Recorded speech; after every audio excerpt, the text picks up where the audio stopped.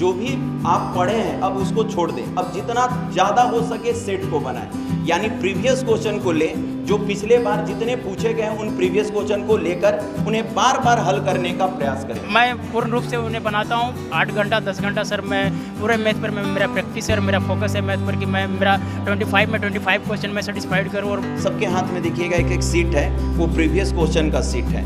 तो previous question in कम समय में आप नए चीज़ों पर कम फोकस करें, जो चीज़ आप पढ़ चुके हैं उन चीज़ों को बार बार रिवीजन करें और ऐसे टॉपिक पर ज़्यादा लें जो आप देख रहे हैं कि प्रीवियस एग्जामिनेशन में जो बार बार पूछे जा रहे हैं उनको बार बार बनाने का प्रयास करें। सौभाग्यशाली हैं जो सर से पढ़ रहे हैं।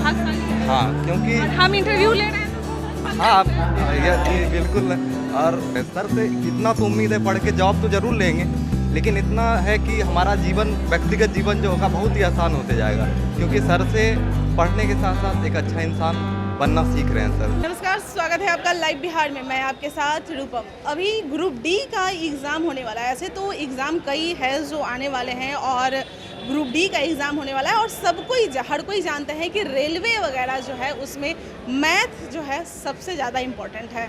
मैथ से आप बच नहीं सकते हैं। जिनका कमांड मैथ पर है वही रेलवे बहुत अच्छे तरीके से निकाल सकते हैं। और ग्रुप डी का एग्ज़ाम है, उसके लिए अभी मैं मेहता सर के क्लास में आ गई हूँ और थोड़ा मेहता सर से ही जान लूँ क्योंकि वो मैथ के स्पेशलिस्ट हैं। थोड़ा मेहता सर से मैं जान। ग्रुप डी का एग्ज़ाम है सर। अभी मैं आप लोगों के लिए ज़ोर से बोल दे रही हूँ भाई, ग्रुप डी का अभी एग्ज़ाम होने वाला है, ठीक है। अब ग्रुप डी का एग्ज़ाम में ज़्यादा टाइम तो है नहीं कि आपको शुरू से सारा कुछ सिलेबस करे, इतना तो टाइम है नहीं।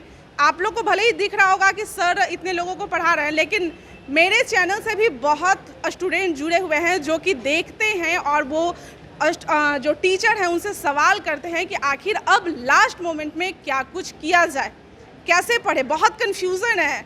बहुत ऐसे चैनल है उस पर मैथ पढ़ाया जाता है, वो लोग डाउट्स में उनका दिमाग ऊपर से उड़ जाता है। सर अब लास्ट में क्या करें ये बताइए। देखिए, पहले तो आप लोग दोनों का धन्यवाद बहुत बहुत।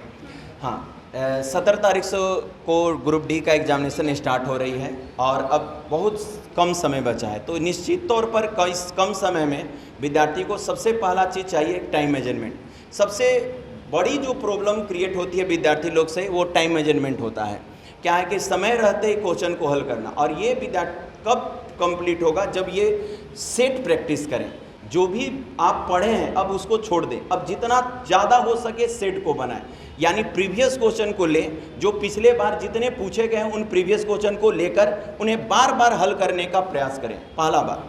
दूसरा बात, उन क्वेश्चनों पर ज़्यादा फोकस करें जो कठिन टाइप के हैं, जो हार्ड टाइप के हैं, उसे आप टिक आउट कर लें। और अब एग्जामिनेशन के इस कम समय में उन्हीं पर प्रश्नों को विद्यार्थीगण बार बार बनाएं जो आपको फंसा रहे हैं, जो आपको तकलीफ दे रहे हैं। और जितने पुराने पढ़े गए आपके नोट्स हैं उनको रिवीजन करें। इन कम समय में आप नए चीज़ों पर कम फोकस करें, जो चीज़ आप पढ़ चुके हैं उन चीज़ों को बार बार रिवीजन करें और ऐसे टॉपिक पर ज़्यादा लें जो आप देख रहे हैं कि प्रीवियस एग्जामिनेशन में जो बार बार पूछे जा रहे हैं उनको बार बार बनाने का प्रयास करें। सर अभी क्या पढ़ा रहे हैं आप इन लोगों को? अभी हम मैथमेटिक्स के टाइम एंड वर्क का प्रीवियस क्वेश्चन पढ़ा रहे हैं। अच्छा, प्रीवियस। हाँ, प्रीवियस। जी प्रीवियस। कितने देर इन लोगों को पढ़ने के लिए बोला जा रहा है? कितना होमवर्क इन लोगों को दिया जा रहा है?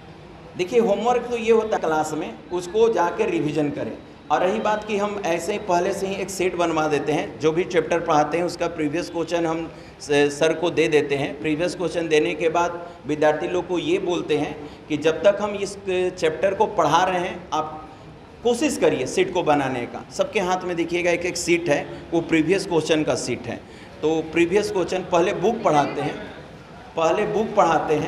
और बुक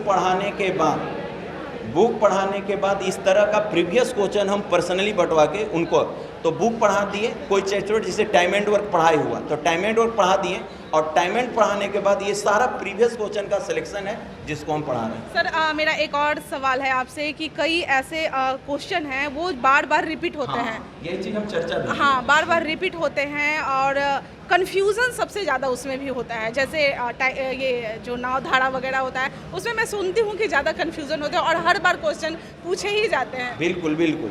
जैसे कि 2-3 चैप्टर है जिसमें एक टाइम एंड डिस्टेंस आता है, एक टाइम एंड वर्क आता है और एक स्टैटिक्स आता है। इनसे नए टाइप के क्वेश्चन आपसे बार बार पूछे जाते हैं, तो आपको बस ये करना है कि जिस प्रीवियस क्वेश्चन को देखना है और उसमें जो भी क्वेश्चन आपको ट्विस्टेड लगे उसको आप राउंड कर दें, ताकि दोबारा जब बनाए ना तो सिर्फ उन्हीं बिंदुओं पर विचार करें जो आपको फंसाते हैं, उन्हीं बिंदुओं पर बार बार विचार किया जाए। तो इससे जिसमें आपको प्रॉब्लम क्रिएट हो रही है वो आपका आसान हो जाएगा। चलिए थोड़ा स्टूडेंट से मैं बात कर लूँ, इन लोगों से भी थोड़ा सा।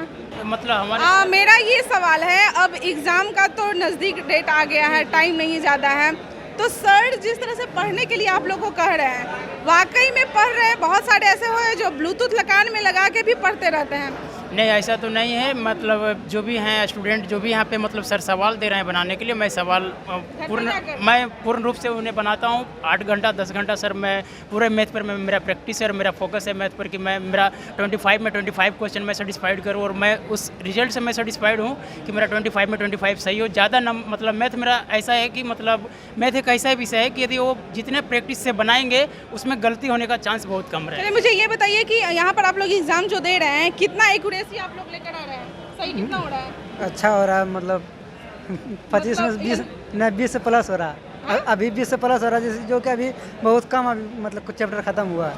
अच्छा, कुछ लोगों से मेरा ये सवाल है कि अभी जो एग्ज़ाम है तो किस चीज़ को छोड़ें? मतलब होने की कोई हार्ड चीज़ है जिसके बारे में मुझे नहीं समझ में आ रहा है, तो क्या छोड़ना है? नहीं पता है? नहीं, आप तो छोड़ रहे होंगे ना कुछ? छोड़ रहे हैं वही फालतू चीज़। फालतू चीज़ क्या है? वही जो प्रीवियस ईयर के लगभग में नहीं है, जो नहीं बार बार नहीं पूछे जा रहे हैं, नए टाइप के क्वेश्चन देख रहे और हैं। जो बार बार पूछे जा रहे हैं उसको बनाना होगा। उसको रिपीट कर रहे हैं? बिल्कुल रिपीट कर रहे हैं जी। कोई और चीज़ है जो आप लोगों का मतलब नॉलेज है, तजुर्बा है, जिसको आप स्टूडेंट के साथ शेयर कर सकें? कौन बोलिएगा? आप बोलिएगा।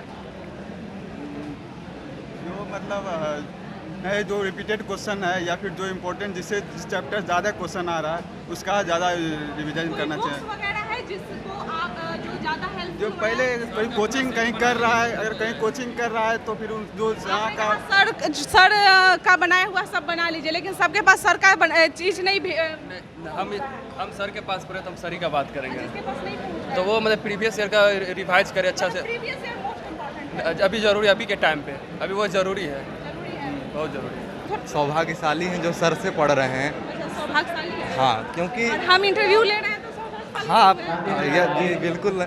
और सर के साथ साथ पढ़ाई के साथ साथ सर से अगर कुछ सीख रहे हैं तो एक अच्छे इंसान बनना ज़रूर सीख रहे हैं। सर से इतना तो उम्मीद है, पढ़ के जॉब तो ज़रूर लेंगे, लेकिन इतना है कि हमारा जीवन, व्यक्तिगत जीवन जो होगा बहुत ही आसान होते जाएगा, क्योंकि सर से पढ़ने के साथ साथ एक अच्छा इंसान बनना सीख रहे हैं सर से। सर बहुत अच्छे इंसान हैं। ये बहुत अच्छी बात आपने कही कि नौकरी लेना तो चलो वो सेकेंडरी है, लेकिन प्राइमरी आपने दिया कि इंसान मैं बहुत अच्छा बनूंगा। और भी आप लोग बोलिएगा कुछ।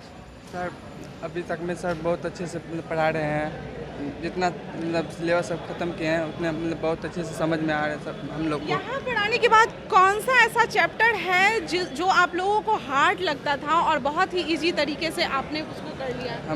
हमको सबसे हार्ड वैसे रेशियो लगता था, टाइम एंड वर्क भी लगता था। सर के पास पढ़ने के बाद, प्रीवियस क्वेश्चन करने के बाद मतलब सब कुछ सॉल्व होने लगा अपने आप भी। और सर भी किस चीज़ के आप लोग? Group D, SSC? क्या एसएससी के? एसएससी। लेकिन जनरली तो हर कोई हर सारा फॉर्म ही भरता है ना? नहीं, हम फिलहाल एसएससी के। आप लोग सारा form भरते हैं? जी सारा भरते हैं। ग्रुप डी, एसएससी, सिलेबस तो मैथ वही होता है। एसएससी सिलेबस एक ही रहता है। और ये पढ़ाई भी होता है, कैसे कैसे आप लोग ये कर रहे हैं? अभी टाइम कम है, उसमें किस तरह से मैनेज कर रहे हैं? क्या पढ़ रहे हैं, क्या नहीं पढ़ रहे हैं? बोलिए। आपको नौकरी लेना है, शर्माना नहीं है। जैसे सुबह में कुछ काम है वो कर, मतलब सुबह में उठ के पहले थोड़ा सा पढ़ाई कर लेना है, उसका जो काम है उसको कर लेना है, फिर उसके बाद क्लास का जो है मैनेज कर लेना है, प्रैक्टिस ये सब करना है, और दोपहर का जो टाइम है उसके बाद फिर रेस्ट करने के बाद जो शाम में फिर रात में जो करना है।